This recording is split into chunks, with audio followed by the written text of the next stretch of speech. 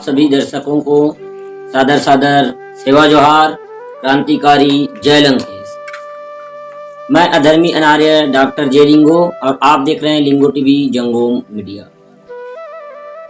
आइए प्रिय दर्शकों, आज हम बात करेंगे आपके सुझाव के ऊपर। आज हमारे एक भाई ने हमारे इस YouTube चैनल में सुझाव दिया है या फिर प्रश्न किया है कि खैरा गड़िया क्या है। खैरा गड़िया जो देव मूलतः हमारे छत्तीसगढ़ में राजनांदगांव जिला से कवर्धा जिला के कुछ मैदान एरिया और उधर दुर्ग भिलाई से ऐसे आसपास में खैरा गड़िया मानते हैं। तो उस खैरा गड़िया जो शक्ति है, इनके बारे में वो जानकारी मांगी है। तो इसके बारे में हम आज आप लोगों के बीच में डिस्कस करेंगे। खैरा गड़िया का मतलब मूलतः लोग ये समझ लेते हैं कि खैरागढ़ पास में है, तो खैरागढ़ की जो देव है, जो खैरागढ़ की जो शक्तियां हैं, वो खैरा गड़िया होगा। इस नाम इस वजह से लोग खैरा गड़िया को उसी से जोड़ के देखते हैं, लेकिन मूलतः यह नहीं। जैसे बहरवासा भी बोलते हैं उसको, कोई क्षेत्र में खैरा गड़िया, कोई क्षेत्र में बहरवासा, कोई क्षेत्र में बैरासू, कोई क्षेत्र में निर्रा देव। तो इस प्रकार से उसका नाम भिन्न भिन्न क्षेत्रों में, अलग अलग क्षेत्रों में जो नाम हमारे गुणवाना गुंडी मैथोलॉजी में लिया जाता है। विधि बहुत मूलतः सेम रहता है इसका विधि।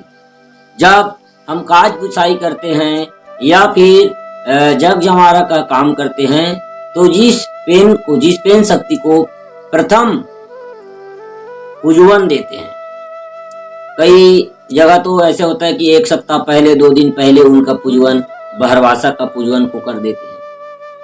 तो इस जो बहरवासा का जो पूजवन को कर देते हैं, उसका अनुपान को मान्यता अनुसार अपने घर की परंपरा और चलागत अनुसार दे देते हैं। तो अब हमको ये डिस्कस करना है कि हम इसमें क्या करते हैं, क्या विधि, इसके बारे में डिस्कस करेंगे। हम आज आप लोगों के बीच में ये डिस्कस करेंगे कि ये है क्या, इसको क्यों मानते हैं। अब मैं हमारी पेन व्यवस्था की ओर, पूर्वज की जो पेन मान्यता हुई है, जो पेन व्यवस्था है, इसके ओर चल रहा हूँ।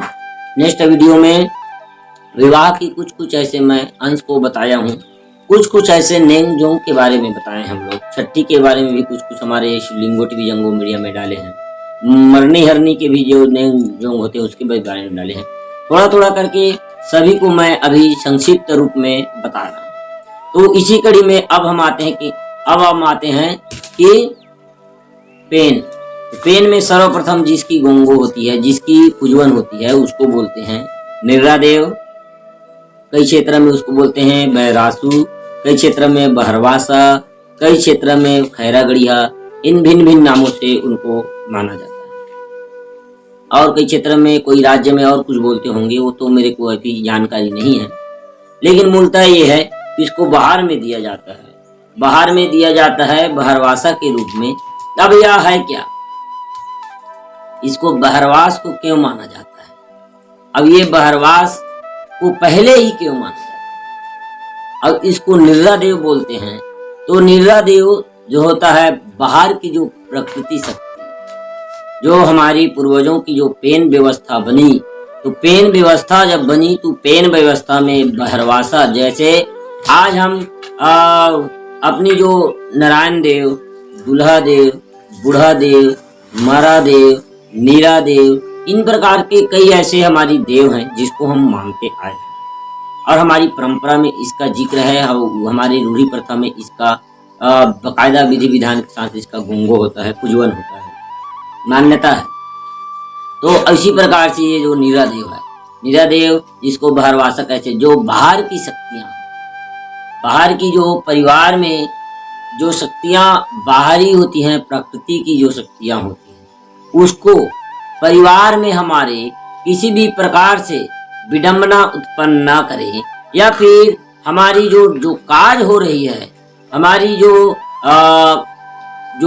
जग रचे हुए हैं, उसमें किसी भी प्रकार से बाहरी शक्तियों का आक्रमण ना हो, बाहरी शक्ति इसमें दबाव न डाले। इसलिए सर्वप्रथम हमारे पूर्वजों ने इस बाहरी पेन व्यवस्था, बाहरी शक्तियों की जो पहले गुंगो किए जाते हैं। एक कहावत भी है कि बैरी बर ऊंच पीढ़ा, छत्तीसगढ़ी में कहावत है कि बैरी बर ऊंचा पीढ़ा, यानी दुश्मन के लिए ऊंचा पीढ़ा रखो, उनको सम्मान करो ताकि वह दुश्मनी हमेशा के लिए करे। तो इसी प्रकार से जो बाहरी शक्तियां हैं उसको हर परिवार बहरवासा को देते हैं और पहले देते हैं कि हमारा कार्य जो है, हमारा परिवार जो है सुख शांति से रहे और किसी भी प्रकार से विडंबना ना रहे। तो यही शक्ति जो बाहरी शक्ति, अब उसमें अब ये भी बात आई कि बाहरी शक्ति कौन है बाहरी शक्ति। तो बाहरी शक्ति जो भी निगेटिव पावर, नकारात्मक पावर जो होती है, तो नकारात्मक और सकारात्मक दो के बगैर तो नहीं चल सकता, गुण और अवगुण दोनों के बगैर तो नहीं चल सकता।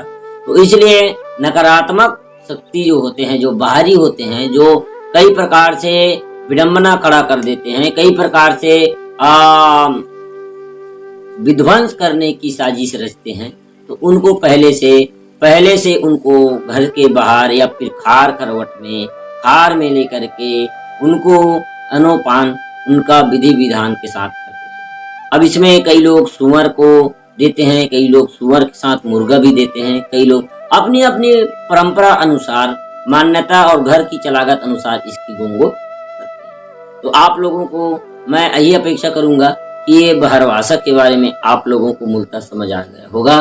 नेक्स्ट इसके पार्ट बनेगा, इसमें और आपको डिटेल में उनके विधि विधान और उनकी मूल पहचान के बारे में बताया जाएगा।